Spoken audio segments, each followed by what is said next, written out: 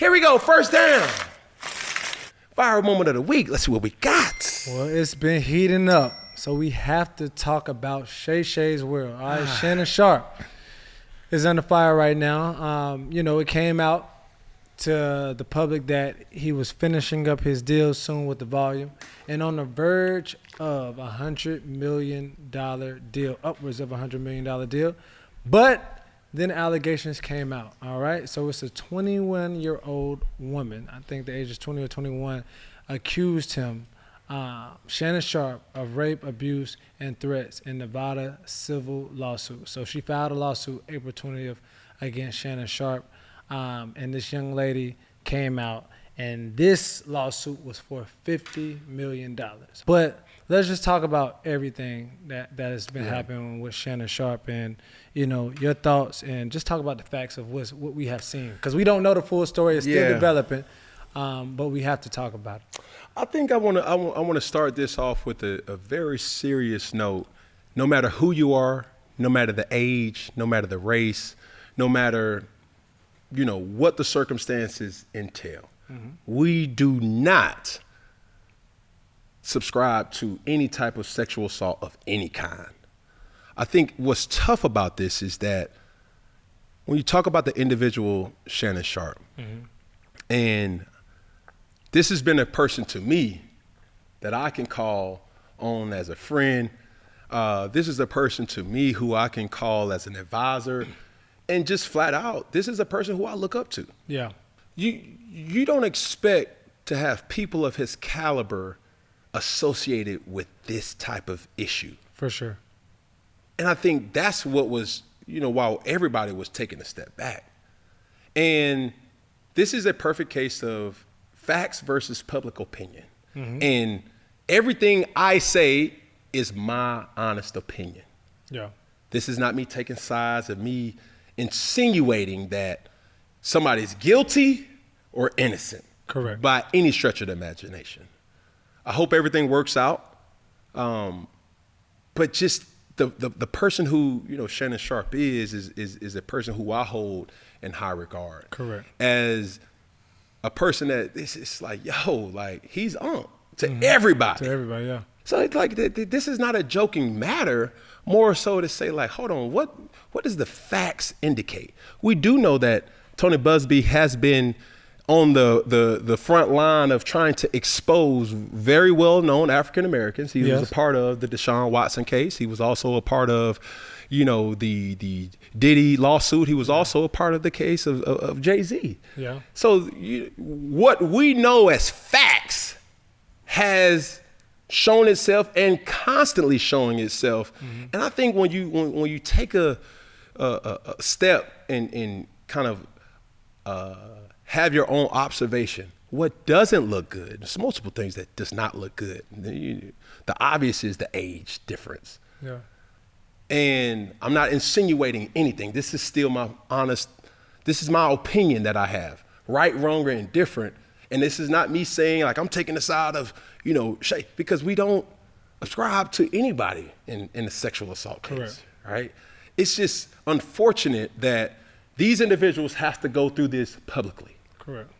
And I look at it and will say this to anybody. No matter who you are, be careful. Yes. No matter what you got going on, popping, not popping, successful, unsuccessful, just be careful. Mm-hmm. Human rights is real. That's real. No means no. And we're living in a day and age where, yes, like people have the right to feel offended and feel any type of way. Yeah. So that's not denying that specific fact. And as things start to develop, and it's still a developing story. It is. So we don't know all the facts now. For sure. Stuff comes out every day, yeah. And it's when you see things develop, his image will take a hit. Shannon Sharpe has been a person in media that is relatable to the culture.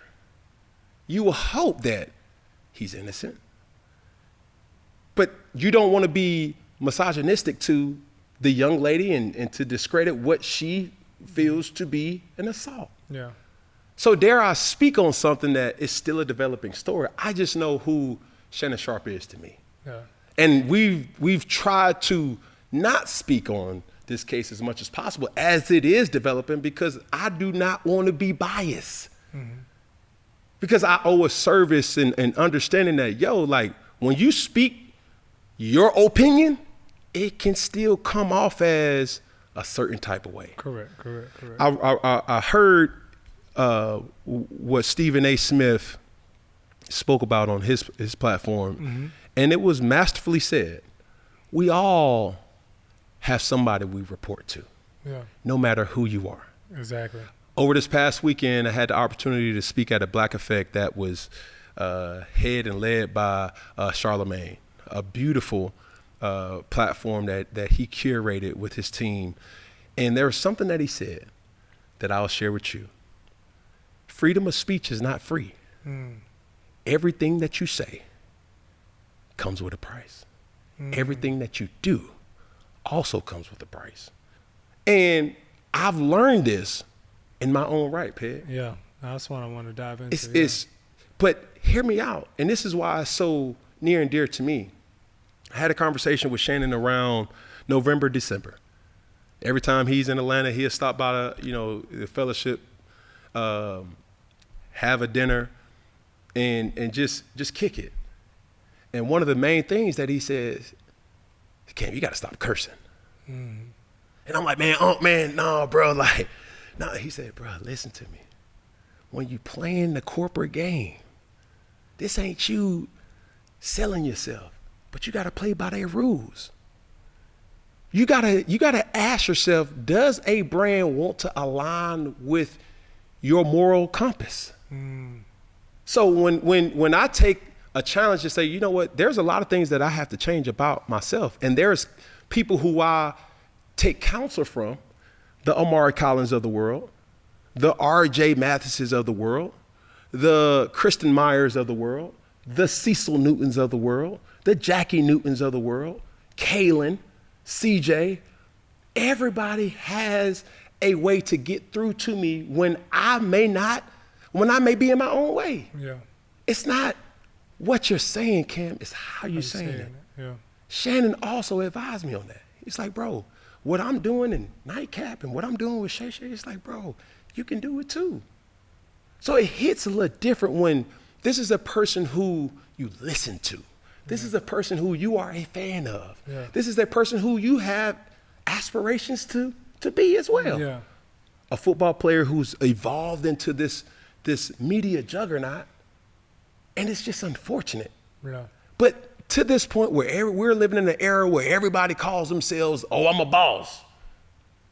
But even the boss, in most situations, have to answer to somebody. Well, that's what I was saying. And I heard this is like the true boss has the most bosses. And meaning that you answer to so many other people that's helping push you and your company on. Whether it's your fans, whether it's your employees. And a lot of times too, it's like as you grow as a businessman, we have had conversations. It's like, now it's a certain level of pressure and responsibility on you. Because there's so many people, livelihoods that is predicated off of the decisions of what Cam Newton is making.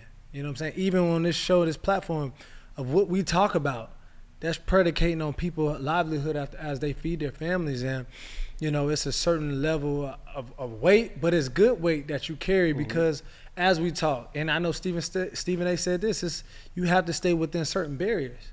Right. You know what I'm saying? Of not even just, it's not hushing yourself, but it's really, everybody has barriers. Right. Everybody has ramifications to keep them aligned, to keep them upright. You know what I'm saying? You just can't be lawless out here and just doing whatever. Not saying Shannon is that way or whatever. I'm just talking about in general. Yeah. And just as a man and as a human being, man, woman, whatever, it is, all barriers aren't bad. You know what I'm saying? Right. They keep you aligned. They keep you focused. They keep you growing.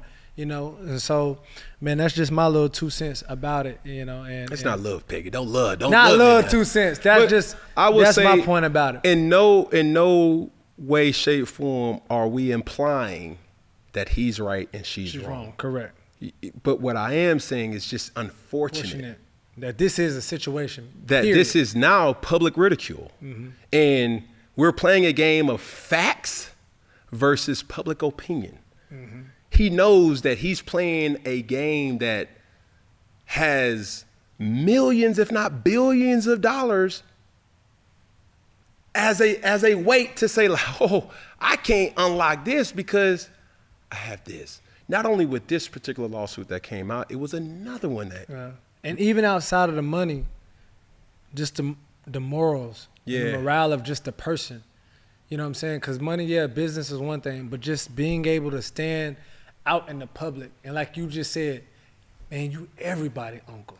Yeah. You know what I'm saying? And, even as this situation unfolds, you just hope that doesn't take a hit of just everybody saying, like, that's You know what I'm saying? Because when you say that, that comes just with a level of respect. Yeah, yeah, for sure. And hey, listen, I'll end with this, man. I think that, me personally, I would like to say that I'm a boss. When you think about Iconic Saga, we have a president in Krista Myers who's doing an unbelievable job, and so much that happens behind the scenes. We have unbelievable editors, and Double D and Jimbo, and the likes of yourself with filtering what we should publish and what we shouldn't. But this is a word to everybody.